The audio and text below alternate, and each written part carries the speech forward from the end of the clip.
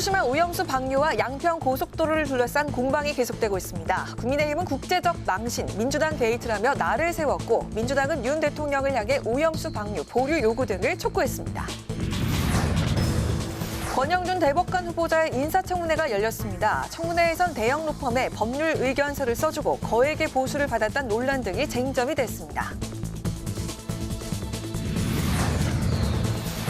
7월 임시국회가 어제 시작됐지만 오염수, 양평 고속도로를 비롯해 KBS 수신료 분리징수, 통일부 장관 청문회 등 정치 현안이 많아 곳곳에서 충돌이 예상되고 있습니다. 파워 인터뷰, 오늘은 엄태영 국민의힘 의원과 함께 서울 양평 고속도로의 백지화 선언 이후 종점 변경 의혹을 둘러싼 여야 공방과 OECD 회원국 중 가장 낮은 출산율을 기록한 우리나라의 가파른 인구 절벽을 극복하기 위한 현실적인 대책은 무엇인지 자세한 이야기를 들어보겠습니다.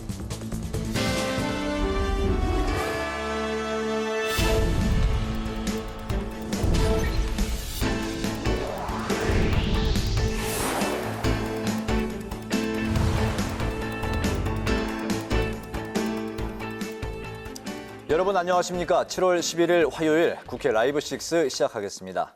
오늘 뉴스는 권영준 대법관 후보자 인사청문회 중계 방송으로 조금 늦게 방송합니다. 후쿠시마 원전 오염수 방류가 초읽기에 들어간 가운데 정치권은 더욱 대립각을 세우고 있습니다.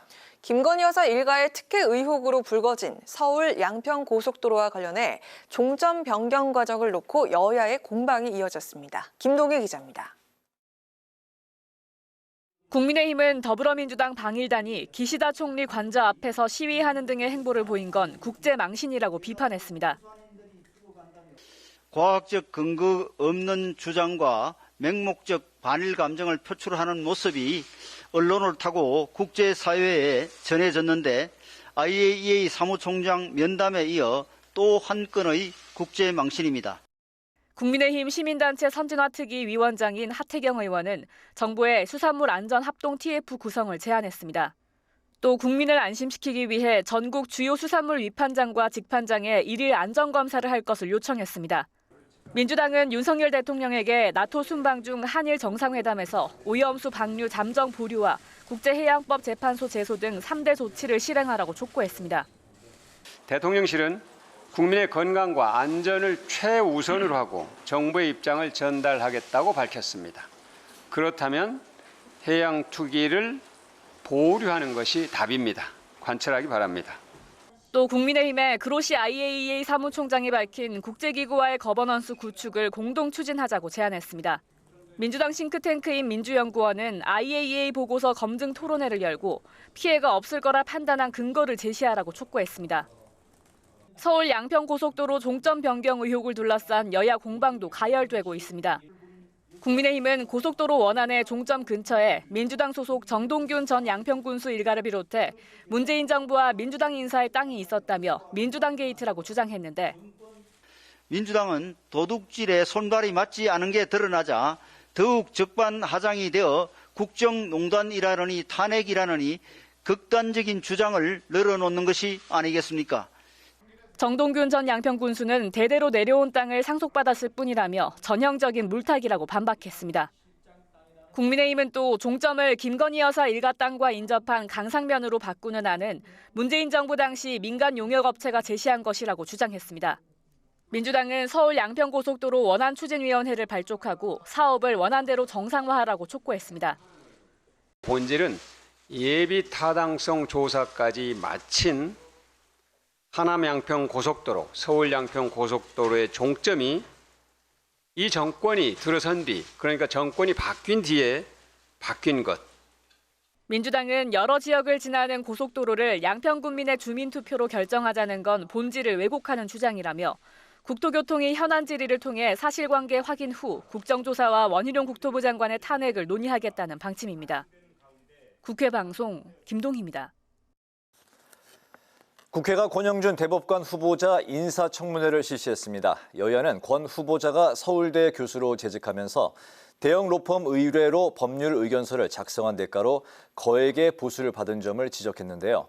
권 후보자는 법률 의견서는 독립적 지위에서 학자로서 법리 견해를 밝혔다고 강조했고 고액 보수에 대해서는 송구하다고 답변했습니다. 보도에 남수지 기자입니다. 권영준 대법관 후보자의 인사청문회에서는 권 후보자의 고액 로펌 의견서가 쟁점이 됐습니다. 권 후보자는 최근 5년간 서울대 법학과 교수를 재직하면서 63건의 법률 의견서를 작성했는데 이에 대한 대가는 18억 원 1천만 원이 넘습니다. 여야는 교수 연봉이 평균 1억 3천만 원인데 권 후보자는 3배에 가까운 수익을 올렸다고 지적했습니다. 18억이라는 금액은 국민의 눈높이에 맞지 않습니다. 서울대 교수라는 최고의 그 대학에서 누리는 이러한 명예와 더불어서 또 이익을 쫓았다 이러한 비판의 시선이 있을 수 있습니다. 연봉보다 거의 3배 가까운 수익을 매년 올렸습니다. 이 부분에서 스스로 좀 이상하다 생각하지 또는 과하다 생각하지 않았습니까? 너무 많은 건수와 이런 수익을 올리는 것 자체가 좀 이거는 아니다 이런 생각을 못 하셨어요? 권 후보자는 고소득을 얻은 부분에 있어서는 송구한다고 답변했습니다. 그러면서 독립적 지위와 소신에 따라 의견서를 제출했지만 일각에서 제기되는 공정성 우려를 인식해 의견서와 관련된 모든 사건은 회피 신청을 하겠다고 말했습니다. 사실 세후 소득액으로 따지면 연봉보다 많지는 않았습니다만 그런 액수를 떠나서 그런 소득을 올린 것에 대해서는 대단히 송구스러운 마음을 가지고 있습니다. 여야는 집회 시위 금지 관련해서도 질문 공세를 이어갔습니다.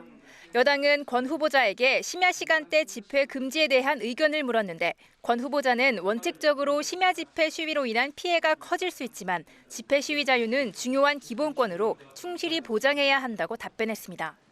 불법 집회 전력단체의 유사 집회 금지 방안이 헌법상 보장된 집회 시위의 자유를 제한하느냐는 민주당의 질문에는 단지 불법 전력이 있는 단체라는 이유만으로 집회 시위를 못하게 한다면 문제가 있다고 생각한다 답변했습니다. 한편 권 후보자에 이어 내일은 서경환 대법관 후보자에 대한 국회 인사청문회가 예정되어 있습니다. 두 후보자에 대한 임명동의안이 국회 본회의에서 재적의원 과반수 출석, 과반 찬성으로 통과하면 대통령은 후보자들을 신임 대법관으로 임명하게 됩니다. 국회 방송 남수지입니다. 오늘 저녁 비공개로 예정됐던 더불어민주당 이재명 대표와 이낙연 전 대표의 회동이 연기됐습니다. 민주당은 두 사람은 오늘 회동은 호우경보와 그에 따른 수해에 대비하기 위해 연기한다고 밝혔습니다. 이번 만남은 이재명 대표가 이낙연 전 대표 귀국 직후에 건 안부 전화에서 제안에 성사된 것으로 당 혁신 방안 등에 관한 논의가 오갈지 관심이 집중됐었습니다. 5박 7일간의 미국을 방문 중인 국민의힘 김기현 대표가 첫 일정으로 미국 워싱턴 DC 한국전 참전용사 기념비를 찾아 한미 동맹의 중요성을 강조했습니다. 김 대표는 국제사회가 빠르게 변하고 새로운 진영 간의 편성이 이뤄지는 중요한 시기인 만큼 대한민국이 글로벌 리딩 국가가 될 수 있도록 국제 유대 관계를 강화할 필요가 있다고 밝혔습니다. 김 대표를 비롯한 국민의힘 방미단은 현지 시간으로 11일 캠벨 미 국가안전보장회의 인도태평양 조정관 등 정관계 인사들을 연쇄 회동을 갖고 한미 핵협의 그룹 등에 대한 사전 의견 조율에 나섭니다.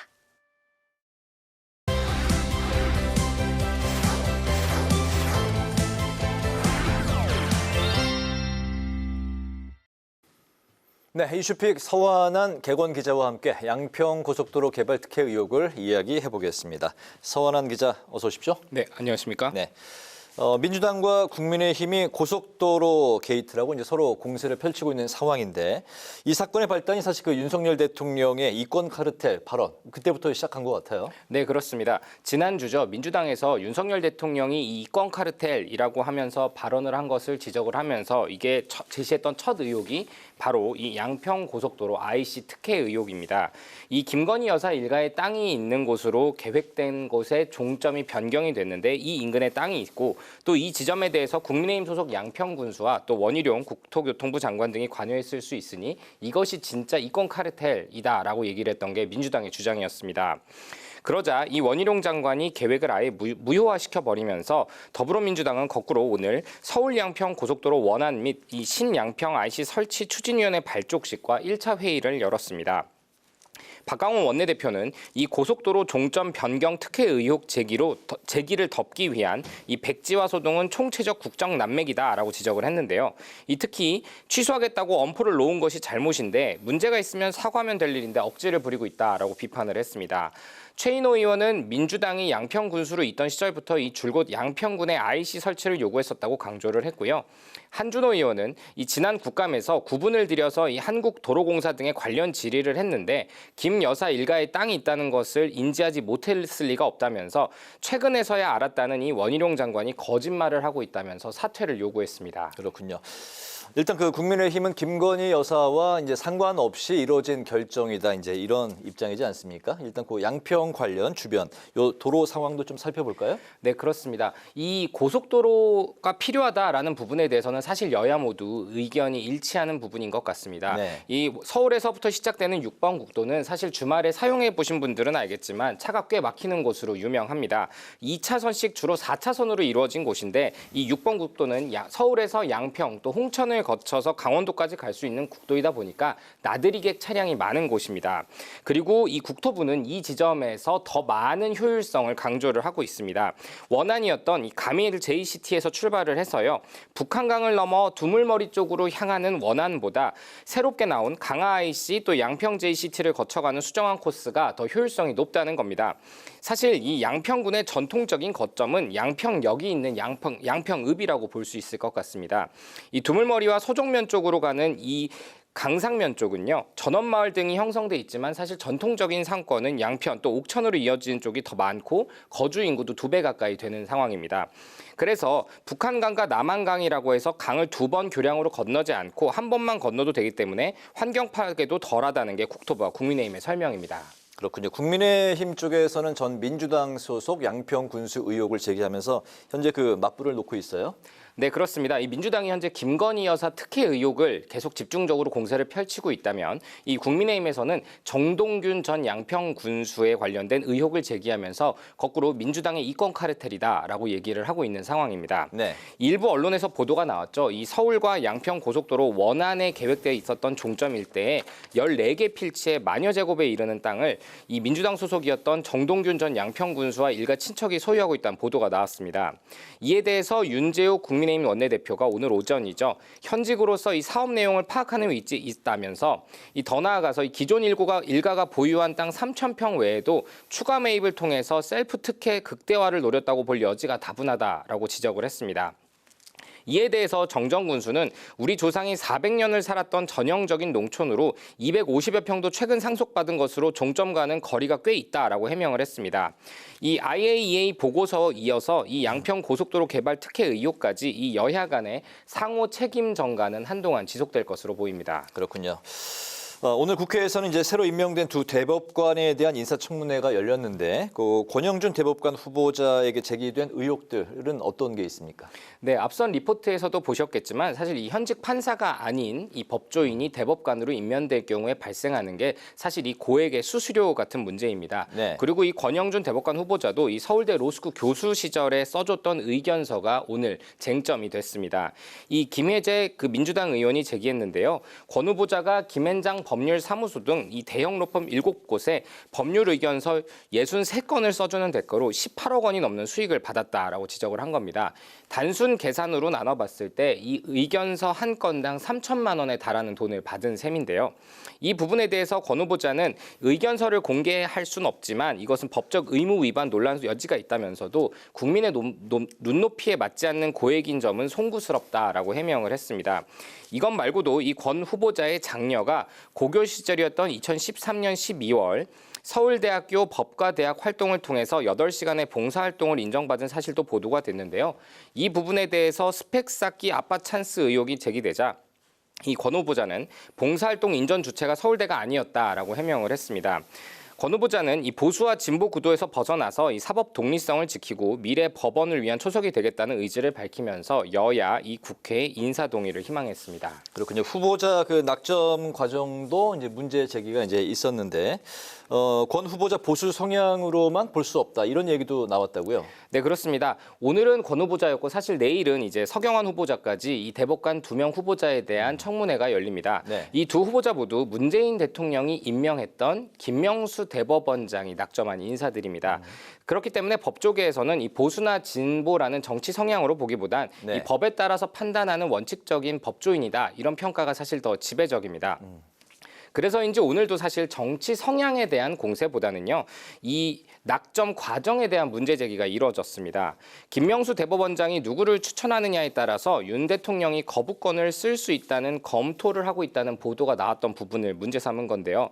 인권법이나 국제법 등 이 법원 안에서 대표적으로 분류되는 진보 성향 단체에서 활동을 했던 2명의 대법관 후보를 김명수 대법원장이 원했는데 윤석열 대통령이 만일 이들을 대법관으로 임명할 경우에는 인사를 거부하는 방식으로 대법관 임명을 하지 않겠다라는 내용의 보도였습니다. 이에 대해서 민영배 민주당 의원은 이 법원 행정처의 관련 의혹을 확인하기 위해서 이 대법관 후보 추천위원회의 임명 절차와 경과, 또 추천과 평가, 또 선발의 세부 기준 등을 제출해달라고 요구를 했고요. 이에 대해서 판사 출신이죠. 전주의 국민의힘 의원은 대법원장이 추천한 후보에 대해서 중립성이나 불투명성을 문제 삼는다고 하면 이건 사법 독립을 침해하는 것으로 비춰질 수 있다고 반박을 했습니다. 오늘 청문회에 이어서 내일 청문회까지 공방이 이어질 수 있어서 이 지점도 지켜봐야 할 것 같습니다. 네. 김기현 국민의힘 대표가 미국 첫 일정을 이제 시작을 했네요. 그 미국과의 연대 강화, 뭐 이걸 이제 강조를 했죠. 네, 그렇습니다. 사실 이제 이 주요 인사가 외국 일정을 처음 방문을 했을 때 어떤 일정을 소화하느냐가 사실 그 방문의 상징성을 보여주기 때문에 굉장히 중요한데요. 네. 이 미국을 방문한 김기현 대표는 이 워싱턴 DC 한국전 참전 용사 기념비 헌화로 이 첫 일정을 시작을 했습니다. 이 일정을 선택한 이유에 대해서 대한민국이 자유민주 국가로 존재할 수 있는 가장 큰 이유가 유엔군 참전이고 6.25 전쟁 당시에 가장 많이 지원한 나라 역시 미국이었다고 설명을 했습니다.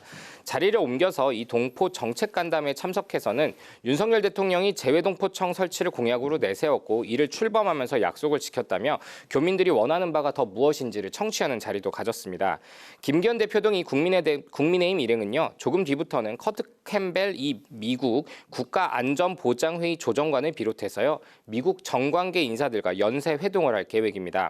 공항에서 기자들과 만났던 김 대표는 이 문재인 정부에서 미국과의 동맹이 훼손이 됐으니 균열을 메꾸고 더 단단한 관계로 만들어야 할 필요가 있다면서 이번 방미 목적을 설명했습니다. 그렇군요. 이제 한편 오늘 그 민주당에서는 한반도 긴장감 확대를 우려하는 목소리가 이제 나왔습니다. 북한에서도 미국을 비판하는 목소리가 나왔고요. 네, 그렇습니다. 이 북한이 사실 최근에 연일 이 미군의 전략 정찰기의 훈련에 대해서 반발을 하고 있고요. 네. 이에 민주당도 한반도에서 긴장감이 확대되는 것에 대해서 우려 섞인 반응을 내놓았습니다. 이 김여정 북한 노동당 부부장이요, 11일 이 미국을 두고서 반복적으로 무단 침범을 할 시에는 미군이 매우 위태로운 비행을 경험할 것이라면서 어제 저녁에 이어서 9시간 만에 다시 담화를 내놨습니다. 이 북한의 경제 수역 상공을 8차례에 걸쳐서 비행을 했다는 게 북한의 반발입니다. 이에 대해서 우리 군은 미군과의 정상적인 훈련이었다라는 입장을 내놓고 있는데요.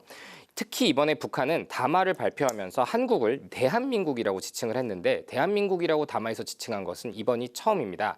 그래서 별개의 국가로 대하겠다는 것인데 무력 조치를 시사했다는 점도 우려가 커지고 있는 부분입니다. 이에 대해서 이 김한규 민주당 대변인은 이 미군의 정찰 활동에 대해서 북한의 연이은 비난과 무력성 비난이 우려를 자아내고 있다면서 한반도 긴장 확대에 대한 우려감을 표시했습니다. 이 국민의힘은 이 미국과의 동맹 강화에 방점을 찍고 방미 일정을 소화하고 있는 상황이고요. 민주당은 이 미국 중심으로 가고 있는 외교 흐름이 가져오는 한반도 긴장감 확대에 대해서 우려감을 표하는 것으로 보면 될 것 같습니다. 네, 북한이 우리나라를 대한민국이라고 지칭한 것에는 별개의 국가로 대하겠다. 이제 그런 뜻이 또 함의가 담겨 있는 거군요. 오늘 이슈픽은 여기까지 듣도록 하겠습니다. 서한한 객원 기자와 함께했습니다. 고맙습니다.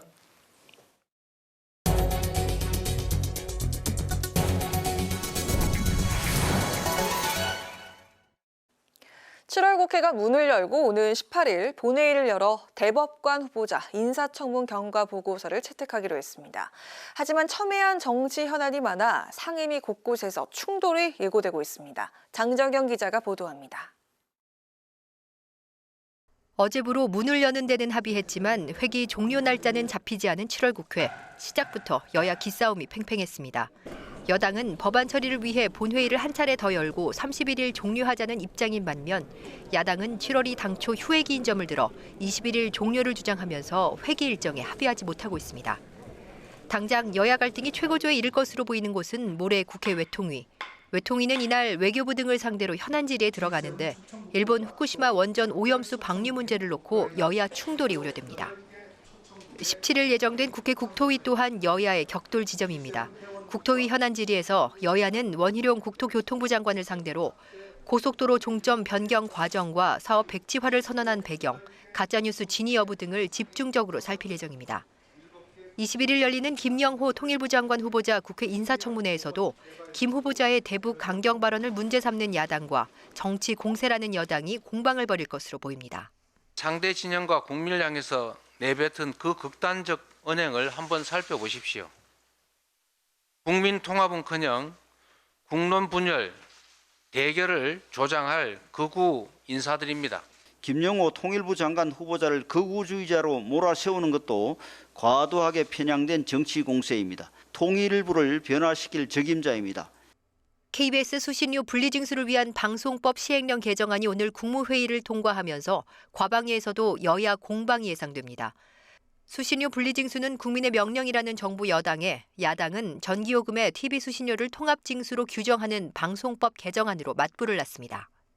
여론이 이토록 KBS 수신료 문제에 부정적인 이유는 KBS가 그간 불공정 방송과 방만 경영을 지속해왔기 때문임을 직시해야 할 것입니다. 언론 장악과 공영방송 흔들기가 윤석열 정권의 본심을 모두 안다. 모든 피해는 고스란히 국민에게 돌아갈 것이 뻔하다.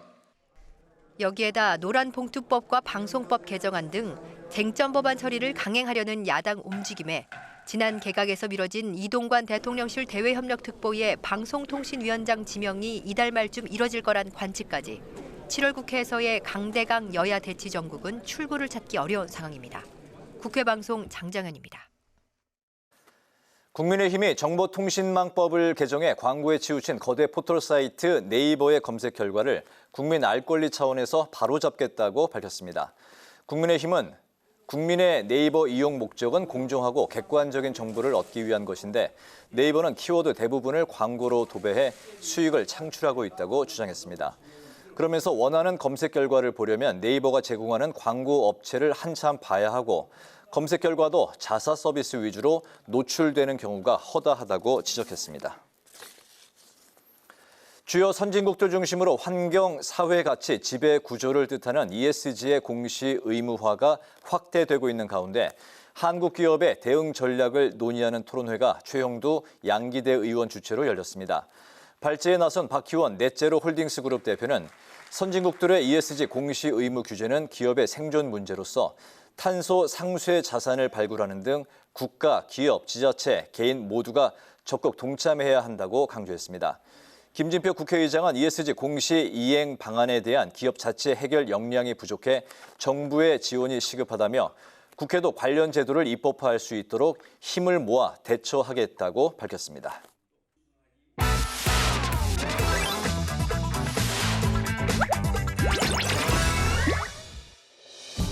(7월 11일) 강아랑이 전해주는 정치권의 뜨거운 말말말 강아랑의 정치랑입니다. 오늘 첫 번째 주제는 협력대 내용 뭡니다. 차일피일 미뤄지며 개파 간의 신경전까지 불러왔던 이낙연 전 대표와 이재명 대표와의 회동, 이른바 명락회동이 극적으로 성사되는가 했더니 오늘 중부지방의 폭우로 인해서 연기됐다는 소식이 조금 전 오후 4시 이후에 전해졌습니다. 오랜 줄다리기 끝에 성사된 만남이었던 만큼 당 내에서도 의견이 분분했는데요. 무슨 지금 신뢰 회복의 시간이 필요하다. 총선 승리를 위해서 당이 한 길로 가야 되는데 무슨 그런 시간이 어떻겠습니까? 또 두 분 사이에는 그런 정도 신뢰 위기가 있다고 생각하지는 않습니다. 목표가 같기 때문에요. 네. 당의 단합에 굉장히 도움이 되는 그런 회동이다 이렇게 보고요. 내년 총선까지는 이낙연 대표와 이재명 대표는 협력할 수밖에 없는 운명이다. 네, 친명계 좌장인 정성호 의원은 두 사람의 신뢰를 확신하면서 총선 승리를 위한 목표는 같다는 점을 강조했고요. 우상호 의원 역시 오늘 회동의 키워드를 협력으로 내다본 건데요. 하지만 비명계 관측은 달랐습니다. 지금 서로 생각하는 게 조금 다르지 않을까. 이재명 대표로서는 지난 대선 때처럼 이낙연 전 대표와 함께 있는 그런 그림이 지금 당장에 좀 필요할 겁니다. 크게 뭐 내용적으로 기대할 건 없겠다. 네, 또 다른 비명계 중진이죠. 이상민 의원은 두 사람이 강성 팬덤 문제부터 해결해야 한다고 지적을 하면서 그 명확한 해답을 내놔야 한다고 촉구하기도 했습니다. 자, 그렇다면 여당 측에선 이 명락회동을 어떻게 바라보고 있을까요? 백이 있어요, 백, 종이백. 그래서 대충 풀로 대충 붙여놨어. 겉으로 보기에는 잘 몰라요, 그거. 튼튼한지 안 튼튼한지 뭘로 검증이 되느냐. 그 안에 물건 집어넣으면 알아요. 조금만 무거운 물건이 들어가면 그냥 바닥에 툭 떨어지게 돼 있거든요. 이미 루비콘강 오래전에 건넜고요. 상대방에 대한 정서나 감정 이런 것들이 회복 불능이에요. 네, 진정한 협력과 화합이냐 아니면 무내용에 큰 의미 없는 단순 만남에 그칠 것이냐. 두 사람의 회동 효과에 대한 민주당 내 이 같은 온도차 속에 연기된 명락회동의 그 결과에 귀추가 주목됩니다. 자, 이어서 두 번째 정치락은 정치권의 스레드 바람입니다. 페이스북과 인스타그램의 모회사 메타가 트위터 대항마로 내세운 이 스레드의 정체가 심상치가 않습니다. 스레드는 트위터처럼 텍스트 기반 대화를 할 수 있는 마이크로 블로깅 앱인데요. 메타 최고 경영자 마크 저커버그는 현지 시간 10일 자신의 스레드 계정에 주말 동안 스레드 가입자 1억 명을 달성했다라면서 이 스레드 가입자 1억 명 돌파를 공식화했습니다. 생성형 AI 챗 GPT의 2개월보다 훨씬 더 빠른 속도인 만큼 그 돌풍을 짐작케 하는데요. 이에 트위터 트래픽이 급감한 것으로 나타나는 등 스레드가 부상하자 머스크가 저커버그를 향해서 불편한 심리를 드러내기도 했습니다. 트위터의 한 사용자 게시물에 저크는 약골이라는 등의 원색적인 댓글을 단 겁니다. 이처럼 스레드가 이슈로 떠오르자 여의도에서도 하나둘 스레드를 소통 창구로 이용하는 정치인들이 늘어나고 있는데요. 국민의힘에선 이준석 전 대표 그리고 홍준표 대구시장, 김웅, 허은하 의원 등이 계정을 개설했습니다. 자, 그중에서 가장 적극적인 이용자는 바로 이준석 전 국민의힘 대표인데요. 사흘 전 스레드를 시작한 이준석 전 대표의 오늘 오후 팔로워 수는 이미 10,000명을 넘어선 상황. 다른 스레드 이용자와 말싸움까지 벌이면서 이미 스레드에 완벽하게 적응을 끝낸 것으로 보입니다. 자, 그런가 하면 김동연 경기지사도 사흘 전 스레드 계정을 만들면서 해외 출장을 다녀온 소식을 전하기도 했고요. 홍정욱 전 의원도 시가를 물고 있는 사진과 함께 해피 위켄드 프렌즈 하면서 스레드 첫 인사글을 올리기도 했습니다. 정당 공식 스레드 계정은요, 민주당이 처음 선보였습니다. 아직 게시글은 없지만 팔로워 수는 이미 2,500명을 넘은 상태. 네, 미국 정치권에서도 이미 스레드가 중요한 정치 소통 채널로 자리 잡으면서 연방 상하원 의원 4분의 1이 넘는 인원이 스레드 계정을 만들었다고 합니다. 스레드가 우리 정치권에서도 페이스북과 트위터 등을 대체할 새로운 정치 소통 회장으로 떠오를지 관심이 모아지고 있습니다. 지금까지 강아랑의 정치랑이었습니다.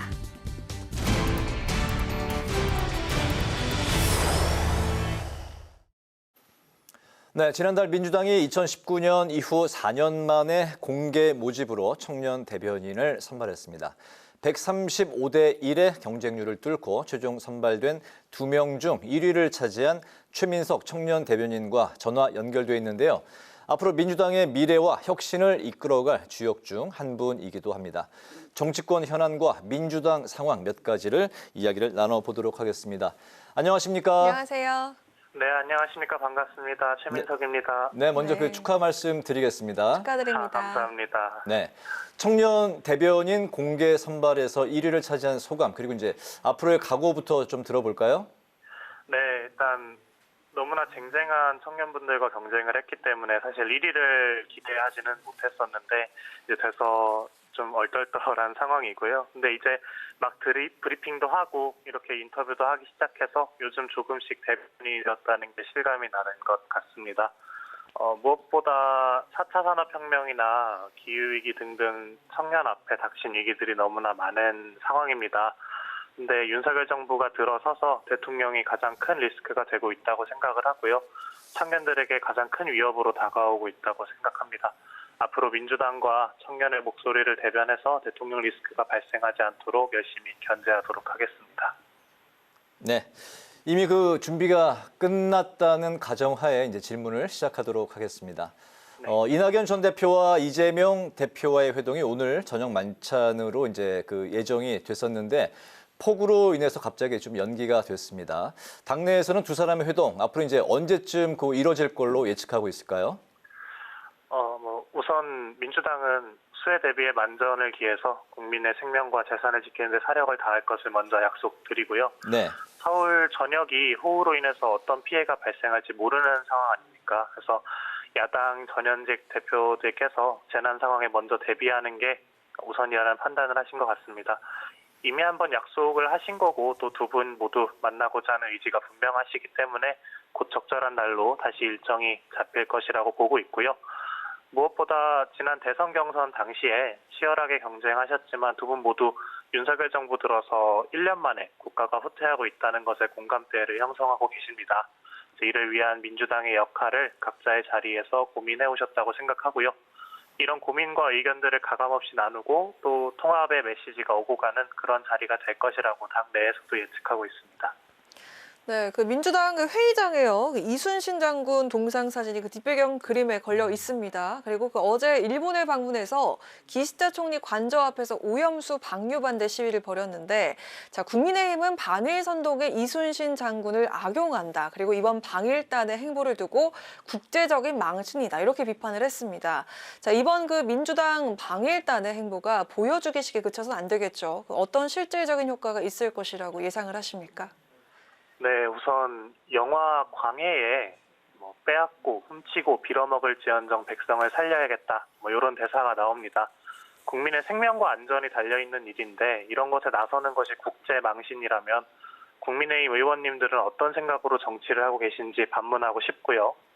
먼저 가장 큰 효과는 일본 내에서 오염수 방류 반대 목소리를 내고 있는 분들과 연대하고 이를 통해 일본 정부를 압박하는 것이라고 생각합니다. 오늘 저희 의원님들께서 일본 제1야당인 입헌민주당 의원님들과 3인당 대표를 만났습니다. 그리고 또 일본 시민단체들과도 만나서 오염수 방류 저지와 또 다른 방식의 처리 방법에 대해서 공감대를 형성을 했고 또 대책을 논의하고 있습니다. 앞으로 IAEA 일본 지사에도 항의 방문을 할 예정이고요. 일본 국회 앞에서도 농성을 할 예정입니다. 이렇게 우리 국민들의 진짜 목소리를 적극적으로 전달하고 또 같은 공감대를 가지고 있는 수많은 다른 시민연대들 그리고 정치인들과 연대한다면 일본 정부도 분명히 부담을 느낄 것이고요. 방류 말고 다른 방식을 찾을 수 있을 때까지 열심히 노력하도록 하겠습니다. 네, 서울 양평고속도로 사업과 관련한 정치권 공방이 치열한데요. 민주당 소속의 전 양평군수의 아내가 예비 타당성 조사 통과 직전에 원안의 종점인 양서면 근처 땅 3필지를 구입했다고 해서 지금 또 논란이 되고 있네요. 그 민주당은 원안 추진위를 발족하면서 국정조사를 내세우고 있는데 이번 논란의 가장 중요한 쟁점이 뭐라고 생각을 하시는지 또 향후 민주당 계획은 어떤지 같이 좀 들어보겠습니다. 네, 이번 김건희 로드 고속도로 게이트죠. 이 사태의 본질과 핵심은 아주 간명합니다. 수년에 걸쳐서 계획되고 또 예비 타당성 조사까지 마친 원안 노선이 갑자기 변경되었다는 것. 그리고 그 변경된 노선에 김건희 여사 일가 소유 토지가 위치한다는 것입니다. 이 본질을 봤을 때 상식적으로 누가 봐도 권력형 비리가 의심되는 상황이라고 생각하고요. 또 국민의 입장을 대변하는 공당으로서 수상해서 의혹을 제기했을 뿐인데 원희룡 장관께서 알러지 반응을 일으키듯 전면 백지화 선언을 하셨습니다. 그래서 이 사업을 학수고대 해오신 양평 국민분들만 피해를 보고 있는 상황이고요. 의혹이 있고 그것이 사실이 아니라면 조목조목 해명하면 되는 것 아닙니까? 그리고 그게 정부의 역할 중 하나라고 생각을 하는데 하다못해 원안으로 추진해도 됐을 일을 이렇게 만든 원희룡 장관이 양평 국민을 인질로 잡고 국민의 의심을 더욱 키우고 있다라고 생각을 합니다. 또 민주당은 앞으로 원안 추진위 등을 통해서 양평 국민의 피해가 없이 고속도로가 원안대로 추진될 수 있도록 최선을 다할 계획이고요. 무엇보다 이번 고속도로 게이트 윤석열 대통령 처가 카르텔에 단호하게 대응할 것입니다. 종점이 왜 갑자기 김건희 여사 일가의 토지 근처로 변경이 되었는지, 왜 원희룡 장관은 갑자기 소위 급발진했는지, 국토부는 왜 말 바꾸기와 자료 제출 거부로 일관하는지, 마지막으로 이 모든 사태의 대통령실 그리고 윤석열 대통령은 왜 침묵으로 일관하고 있는지 진상을 철저히 규명해서 국민분들의 의혹을 철저하게 풀어드리도록 민주당이 노력하겠습니다. 네, 최민석 대변인 앞으로 그 행보 기대하도록 하겠습니다. 오늘 말씀 여기까지 듣겠습니다. 고맙습니다. 네, 감사합니다. 네, 지금까지 최민석 더불어민주당 청년 대변인과 이야기 나눠봤습니다.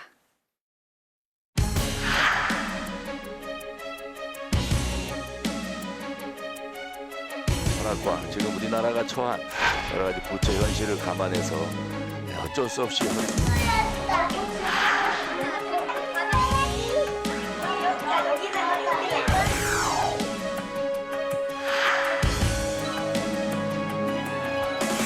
민주당 전 군수와 현직 위원장이 주도하던 개발 계획을 김건희 여사 일가 특혜로 둔갑시킨 민주당에게 도둑질도 손발이 맞아야 한다는 말을 해주고 싶습니다. 본질은 예비 타당성 조사까지 마친 하남 양평 고속도로, 서울 양평 고속도로의 종점이 이 정권이 들어선 뒤, 그러니까 정권이 바뀐 뒤에 바뀐 것.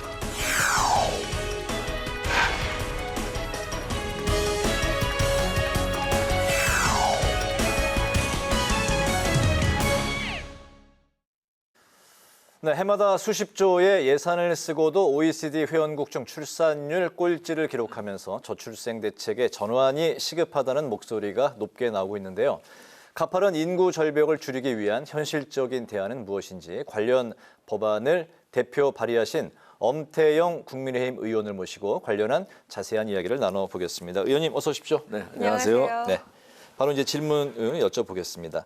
그 만 8세 이하 또는 이제 초등학교 2학년 이하의 자녀를 둔 근로자들은 재택근무가 가능하고 또 야근을 면제하는 육아지원법을 이제 의원님께서 이제 대표 발의하셨습니다. 이게 구체적으로 어떤 내용이고 또 법안을 발의하게 된 배경부터 좀 들어볼까요? 네, 먼저 오늘 제가 발의한 그 육아지원법을 이렇게 홍보할 수 있도록 이렇게 초대해 주신 국회 방송 먼저 감사 말씀드리고요. 육아지원법은 여러 가지 저출산을 저희가 극복하기 위한 하는 대안 중에 아주 미미한 한 부분에 불과합니다. 네. 말씀하셨다시피 만 8세 또 초등 2학년까지의 부모들은 그 재택근무나 또 여러 가지 야근을 좀 배려할 수 있는 또 여러 가지 육아 지원에 대한 회사의 어떤 대책이 미흡할 때는 좀 보완하고자 하는 강제 조항을 일부 넣었고요. 네. 하여튼 무엇보다 중요한 것이 예산 투입 대비 효과가 나지 않는다는 것이죠. 올해 우리 국비로 그 육아 지원에 투입되는 예산이 얼마인지 아십니까? 제가 파악해 보니까 한 해에만 4조 8,220억입니다. 4조. 네. 그리고 그 외에도 지자체마다 여러 가지 정책과 예산을 지원하고 있어요. 어떤 데는 뭐 1,000만 원 준다, 어떤 데는 뭐 셋째이 나면 5천만 원 준다, 막 경쟁적으로 하고 있는데 그럼에도 불구하고 효과는 없습니다. 문제는 돈이 문제가 아니고 아이 키우기 좋은 환경과 조건을 만들고 또 부모들이 또 일과 또 출산을 같이 육아를 겸할 수 있는 환경을 만드는 국가적인 책임을 다하지 못한 결과죠. 네.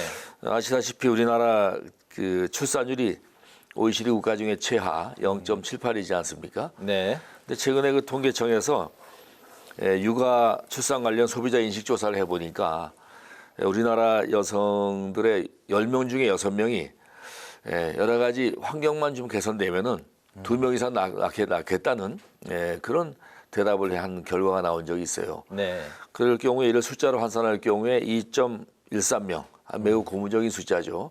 0.78에서 2.13으로 올라갈 수 있는 그런 어떤 환산 숫자가 나옵니다. 따라서 국가가 일과 육아를 책임질 수 있게 여러 가지 배려해주고 또 그 이후에도 12살 이후에도 학교에서 다양한 프로그램을 통해서 부모들이 신경 들쓰게 또 고등학교까지는 여러 가지 배려할 수 있는 환경을 만들어주고 하면은 네. 우리나라도 아마 2.13까지는 몰라도 0.78에서 1 이상의 숫자를 키우는 데는 큰 도움이 될 것 같습니다. 알겠습니다. 네, 그리고 최근에 저출산 문제를 겪고 있는 일본의 사례를 좀 볼까요? 네. 자녀가 3살이 될 때까지 재택근무를 적극 활용하고 그리고 3살부터 초등학교 입학 전까지는 부모가 단축 근무를 할 수 있는 그렇게 입법을 추진해서 아주 좋은 반응을 얻고 있다고 합니다. 자, 의원님께서는 이 법안이 통과되고 실효성을 좀 발휘하기 위해서 좀 어떤 노력을 하고 계실까요? 우리나라도 출산 장려에 대한 여러 가지 대책이 강구되고 있지만은 효과가 없는 것이 여러 가지 이유도 있겠지만은 특히 그 홍보가 부족하다고 생각합니다. 네, 홍보요. 제가 실제로 육아휴직 제도를 아느냐고 기업체 알아본 조사 결과를 보니까 한 13.5%만 육아휴직 제도를 알고 있다 이렇게 답변하고 나머지는 네. 정확한 제도를 모르고 있습니다.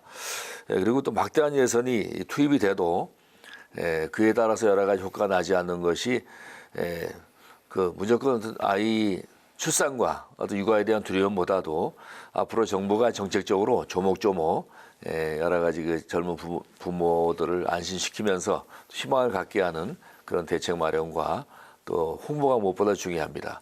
지금 이조 우리 교육부 장관도 지난번에 저희 당에 와서 특강하시면서 제가 발의한 12세까지의 지금 특혜는 이제 좀 별개의 문제고 초등학교 졸업할 때까지 그 돌봄에 대한 여러 가지 책임을 학교가 다 하고 국가가 다 하는 그런 시스템을 좀 만들어서 올해부터 아마 좀 성과를 내겠다 하시는 것 같은데 네. 하여튼 아이를 낳으면 국가가 다 키운다는 그런 마인드가 정부 정책 추진자나 또 우리 예산을 다루는 국회에서나 또 사회 여러 가지 기업체에서도 그런 인식의 확산과 공유가 매우 중요할 것 같습니다. 그렇군요.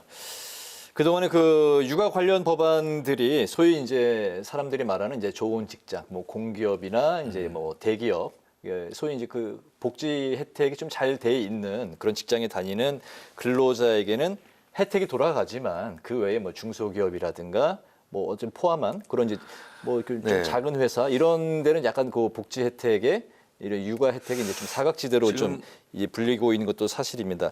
이번에 의원님이 발의하신 이 법안이 나머지 그런 회사들에 다니는 근로자들에게도 잘 돌아갈 수 있게끔 그렇게 좀 시스템이 잘 법안에 내용이 들어가 있을까요? 네, 그게 강제로 다 되지는 않겠지만 이제 약간의 권유 사항 정도로 좀 법안을 보충한 것도 그런 이유고요. 네. 지금 보면은 우리나라 같은 경우에 말씀하다시피 공무원이나 공기업이나 대기업에 있는 직장인들은 4명 중 1명꼴로 육아휴직을 다 사용하고 있습니다. 네. 통계 결과를 보면은. 그런데 중소기업에서 일하는 경우는 8명 중에 1명. 그러니까 딱 절반 수준입니다. 확 떨어지는군요. 그럼요. 그러니까 대기업과 중소기업의 임금 차이도 있지만은 중소기업 자체가 육아휴직을 찾아먹기에는 눈치 보이고 여러 가지 환경이 열악하다 보니까 8명 중 1명으로 이렇게 대기업에 비해서 반 정도 떨어지는 것이 참 안타깝습니다. 네. 우리나라 같은 경우는 공기업 같은 경우는 거의 육아휴직을 남자들도 많이 찾아 쓰는 경우가 있지 않습니까? 그래서 중소기업과 대기업의 부익부 빈익빈의 현상이 여기까지도 가면 안 되겠다 싶어서 지금 제가 법안 만드는데 개선점을 첫째, 특별한 사정으로 사업주가 재택근무 허용하지 못할 경우에 출퇴근 시간 조정이나 또 반드시 다른 조치를 통해서 일본에서 하는 복수 근무 형태를 만들어서라도 네. 육아휴직 제도를 시행할 수 있도록 이렇게 좀 권유사항을 넣었고요. 두 번째로 사업주가 육아기 재택근무 제도 등을 이유로 해서 어디 불이익을 주거나 해동 근로자들의 어떤 해고나 여러 가지 그런 불이익 줄 경우에는 또 동일 임금을 지급하지 않을 때에는 좀 제재할 수 있는 여러 가지 방안을 좀 넣고 있습니다만은 무엇보다 중요한 것은 사업주들이 동참하겠다는 마음가짐과 또 사회적 풍토 문화 조성이 무엇보다 중요한 것 같습니다. 아직도 남자들이 육아휴직 쓴다라면 뭔가 주위에서 이상하게 보듯이 우리 또 아이를 키울 때 이제 엄마만 키우는 시대 지났지 않습니까? 그렇죠. 엄마 아빠가 같이 모든 가사일부터 육아를 같이 공유하다 보니까 남녀 모두 육아휴직에 대해서 좀 자유롭게 좀 당당하게 쓸 수 있고 거기에 대한 회사나 직장의 배려가 뒤따르는 그런 사회 그 문화가 좀 풍토가 좀 바뀌어야지만이 좀 활성화되지 않을까 싶습니다. 그러니까 그 안에 핵심이 유연 근무제 그리고 유연 이제 근무제. 사업주가 좀 이런 육아 여러 가지 이제 좀 그 혜택이 돌아갈 수 있게끔 사업주의 마인드를 이제 좀 이렇게 좀 독려하는 그런 게 좀 핵심이라고 보면 되겠군요. 그렇죠. 자기 직장 내에서 어려움이 있으면은 좀 여러 가지 복수 근무 형태를 만든다든지 그런 여러 가지 제도를 통해서 일하는 시간은 뭐 준수하더라도 가정 환경에 따라서 또 맞벌이냐 아니냐에 따라서 환경이 틀리기 때문에 여러 가지 다양한 근무 형태를 좀 제공하고 그에 대한 사업주의 우선 배려가 무엇보다 중요하다고 생각합니다. 네, 그리고 그 의원님께서는 그 지금 국토위 소속이시잖아요. 네, 이때부터 관련 현안 하나 짚어보도록 하겠습니다. 서울 양평 고속도로 의혹을 둘러싼 이 정치권 공방이 지금 아주 거센 상황인데 국민의힘은 그 고속도로 원안의 종점 근처에 정동균 전 양평구수 의가 땅이었다면서 민주당 게이트라고 이렇게 비판을 하고 있습니다. 근데 민주당은 또 원안 추진위를 발족을 했습니다. 이 수정 노선이 두물머리 정체를 해소한다는데 그 원래 목적과 멀어졌다면서 다시 그 정상화를 요구하고 있습니다. 지금 하실 말씀 많으실 것 같은데요. 야당 반응에 대해서 어떤 입장 갖고 계십니까? 네, 오늘 17일 여야 합의로 이와 관련해서 이제 국토위 전체 회의에서 이 문제를 이제 집중 다루기로 되어 있다 보니까 이제 17일 여러 가지 얘기가 오가겠습니다만은 무엇보다도 명백한 근거나 어떤 팩트에 근거하지 않고 그 가짜 뉴스, 거짓 선동으로 일관하는 민주당의 그 행태, 정쟁만을 위한 정쟁으로 몰고 간 행태에 대해서 먼저 좀 안타까운 생각을 먼저 하고 있고요. 제가 정쟁을 떠나서 민주당이 제기하고 있는 세 가지 사실에 대해서 제가 우선 말씀을 드리면은 첫째, 민주당은 관계기관 협의나 주민 의견 수렴도 없이 예정에 없던 대안 노선을 정했다 이렇게 좀 얘기하고 있습니다. 그런데 이건 전혀 사실이 아니고요. 그동안 국토부는 타당성 조사 또 환경영향평가 과정에서 모든 필요한 절차를 다 이행했고 또 양평군이 국토부에 또 세 가지 노선을 건의한 걸로 저도 알고 있습니다. 이후 또 주민 설명회 등을 거쳐서 최종안을 결정할 예정이었는데 민주당의 이런 선동 또 가짜뉴스 이런 거에 인해서 사업이 지금 전면 중단된 상태입니다. 사실 처음에 노선 변경은 먼저 민주당이 주도한 것이거든요. 그런데 지금 이제 총선을 앞두고 나서 또 민주당에서 이런 걸 누가 생산해낸지 모르겠으나 이게 정쟁화되는 걸 막기 위해서 장관도 아마 큰 결단을 한 것 같은데요. 일단 또 민주당이 또 주장하는 것이 대안으로 할 경우에 길이가 연장되고 사업비가 증가된다. 또 이런 얘기를 하시는데 기존의 예타안과 대안을 비교해 보면은 일일 교통량이 예타안보다 지금 변경안이 한 6,000대가 더 증가하는 또 따라서 기존 예타안에 비해서 인근 도로 교통량이 하루에 한 2,100대가 더 많이 흡수가 되는 그런 안으로 조사가 됐고요. 따라서 국민의 도로 이용 편의성이나 또 양평 국민들의 서울 접근성이 여러 가지 향상되다 보니까 예타 노선을 떠나서 지금 대안으로 검토되고 있는 걸로 알고 있습니다. 또 요즘 가장 주안점으로 이제 공격하고 있는 대통령 처가 땅이 있다. 이건 특혜 의혹인데 거기는 대통령 처가 땅이지만은 오랫동안 그 가족들이 선산으로 가지고 있는 땅이고 또 이 역시 대한노선 종점부에 JCT 그러니까 통과 구간이 있어서 주가 지변 상승, 지가 상승에 전혀 영향이 없는 그런 JCT 구역이 된단 말이죠.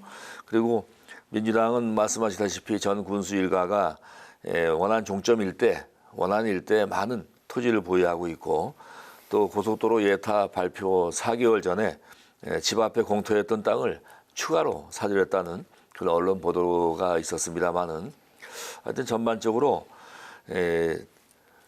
그 대통령실에서 근무했던 또 전 과기부 장관 유영민 실장 일가 땅, 또 그것도 역시 전 양평군수 일가 소유의 땅 인근에 자리에 잡고 있다고 하고, 또 전 총리도 강화면에 토지를 매입한 것으로 알고 있습니다. 여하튼 저는 민주당의 논리대로라면은 저희 당에서 뭐 민주당 게이트 하듯이 당연히 일리가 있는 얘기라고 하고요. 민주당이 집가 상승을 위해서 자꾸 원한을 고집하고 있는 거 아닌가, 또 이런 생각까지도 국민들이 하고 있을 겁니다. 저는 그 개인적으로 이제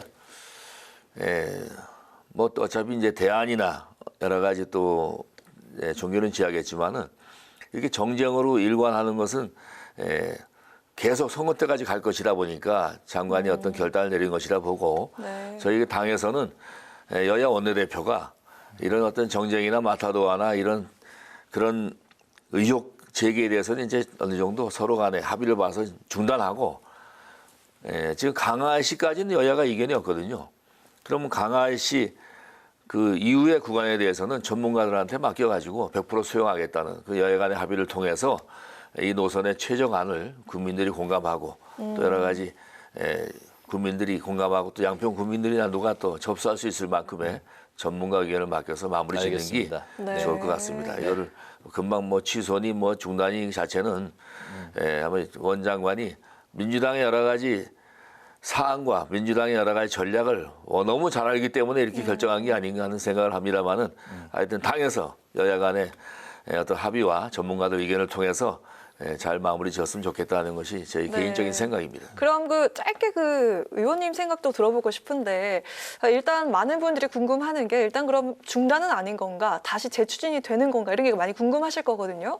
근데 의원님께서 생각하는 그 바람직한 방향은 어떤? 그렇죠. 제가 말씀드린 바와 같이 국책 사업이다 보니까 일단 뭐 중단 뭐 여러 가지 백지화 이건 사실 현실성이 없는 것이고요.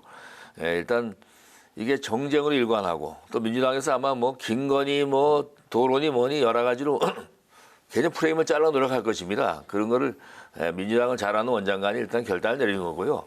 이제 당에서 합리적인 해결책은 양평 국민들 그렇고 여러 가지 앞으로 추진될 국책 사업의 또 하나의 좋은 선례가 돼야 되기 때문에 이런 의혹적이나 여러 가지 선전선동이나 그런 가짜뉴스는 그만하기로 여야 간의 합의 보고, 합의가 된 강화시까지는 추진하면서 그 다음에는 뭐 L자로 가든지 뭐 직선으로 가든지 그거는 전문가한테 다 맡기고, 일단은 국책 사업대로 갈 수 있도록 우리 당 차원에서 또 정치권에서 이렇게 좀 마무리 지어줬으면 좋겠다. 이게 제 개인적인 생각입니다. 재추진돼야 된다라고 이제 말씀을 하신 걸로 이해를 하고, 다음 이제 그 이슈로 넘어가 보도록 하겠습니다. 박광온 원내대표가 이제 나토 정상회의 기간 동안에 예정이 된 한일 정상회담에서 후쿠시마 그 원전 오염수 방류에 대한 잠정 보류를 대통령이 이제 일본 측에 요구를 해야 된다, 이렇게 이제 말을 했습니다. 당장 이제 오염수 방류가 일본은 8월로 예정을 한 상황인데, 한일 정상회담에서 오염수와 관련해서 이제 양국 정상이 좀 어떤 식으로 대화를 풀어가야 된다고 생각하시는지 좀 오늘 좀 들어볼까요? 그 윤석열 정부는 뭐 국민 안전을 최우선으로 잡고 있지 않습니까? 또 당에서도 얘기 나왔듯이 국민이 안심할 때까지 정부에서는 끝까지 여러 가지로 일본에 촉구도 하고, 또 일본이 또 독립국가로서 방류하는 걸 막을 수 없고 국제 기준에 맞는 그런 처리를 한다면은 우리 국제적으로 어떻게 막을 수는 없지만은 국내에서 국민의 안전을 담보할 수 있을 때까지 후쿠시마 같은 수산물에 대한 수입도 금지하고, 또 그동안 우리가 많은 어떤 학습 효과가 있었습니다. 2010년도에 2011년이죠. 후쿠시마 그 원전 사고가 난 이후에 지금 10년이 넘도록 계속 정부에서도 그동안 여러 가지 검사를 해왔고요. 지금 얼마 전에 환경부 그 해수부 장관이 발표한 것에 의하면은 그동안 7만 5천 건을 수산물 방사능 검사를 해왔답니다. 그럼에도 우리 수산물이 초과한 방사능의 검출이 전혀 없었다는 것이 해수부의 어떤 발표고요. 또 지금도 한 95개에서 200 정도의 샘플링을 할 수 있는 시설을 만들어 놓고 매일매일 방사능 검출을 해서 국민에게 발표하겠다.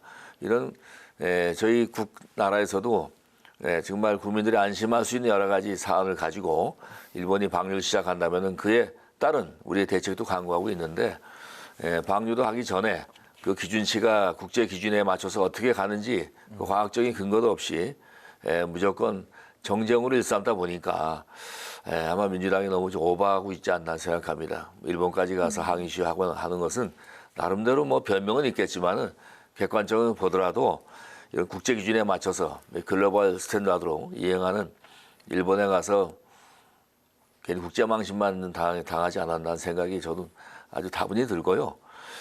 앞으로 이런 부분에 대해서는 좀 성만 바라보지 말고 정말 국민과 어떤 국민의 건강을 생각한다면은 정말 다시 한번 이성을 찾기를 바라고 지금 수산시장에 가보면 알지만은 우리 수산물 업자들이나 우리 또 일반 횟집에 종사하시는 분들이 너무나도 고통스러워하고 있습니다. 네네. 코로나 때보다 더 힘들다고 하고 있는데 그런 국민의 목소리를 좀 귀담아 듣고 좀 과학적인 근거와 국제적인 기준 또 글로벌 스탠다드에 맞춰서 좀 정치와 좀 행동을 했으면 좋겠다는 생각을 알겠습니다. 다시 한번 드리겠습니다. 네, 그 마지막 질문 좀 간략하게 답변 들어볼까 하는데요. 자, 이제 계절이 그 가을, 겨울 지나면 봄이고 총선이 다가옵니다. 충북 제천 단양이 지역구시잖아요. 앞으로 그 총선 계획이 궁금합니다. 네, 우리 제천 단양 지역구는 한반도의 중심에 위치해 있으면서 정말 단양 8경, 제천 10경이라는 아름다운 풍랑을 가지고 있고 또 지리적으로 중심인과 동시에 우리나라 철도의 중심입니다.